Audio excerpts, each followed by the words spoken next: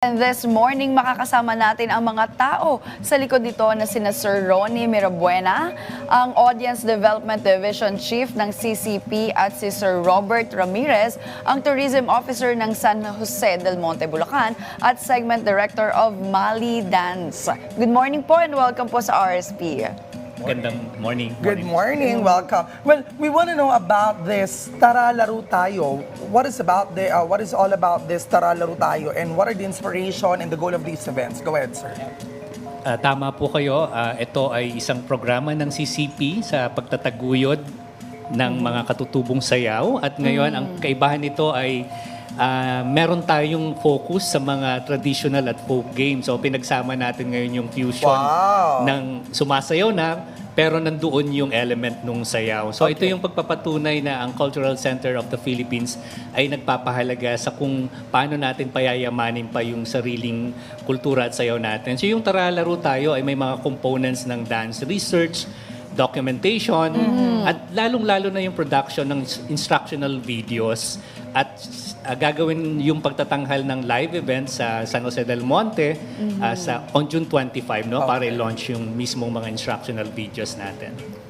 Sir Robert, yung Mali naman po is one of the featured dance. Can you tell us more about that?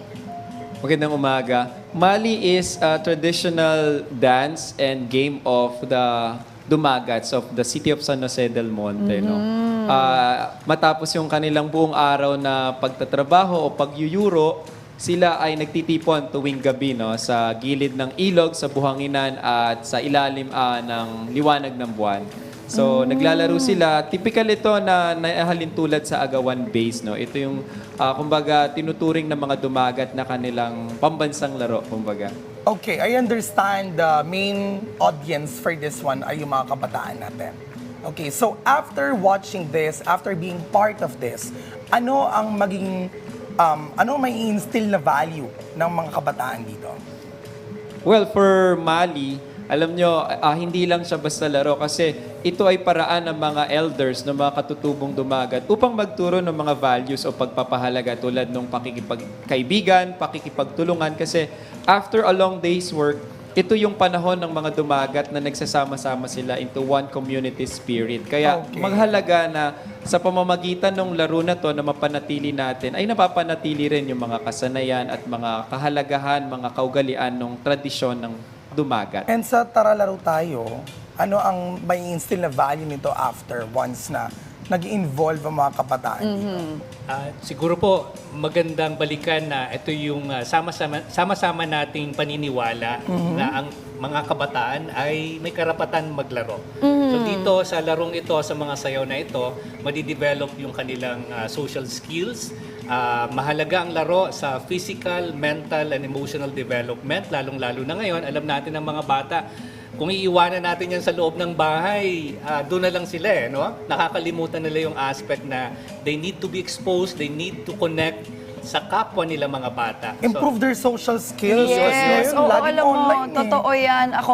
Ako grateful ako na experience ko na nakapaglaro talaga ako sa labas. Pero yung mga kabataan ngayon parang medyo limited na, hindi na nga rin sila aware. So mga pambansang laro natin, yung larong mga Pilipino. So saan po ba ito mapapanood at sino po yung mga maaaring manood? Yeah. After ng event namin sa San Jose del Monte, ito ay magkakaroon ng iba pang streaming activities sa iba't ibang lugar at iikot namin para ituro. In fact, yung event sa June 25 ay sasabay sa National Folk Dance Workshop. Makakatikim na ang iba nating mga participants, mga teachers. At ako, ang special request ko kay Sir Robert ay ituro yung Mali Dance sa isang workshop platform. On June 25 din po tayo.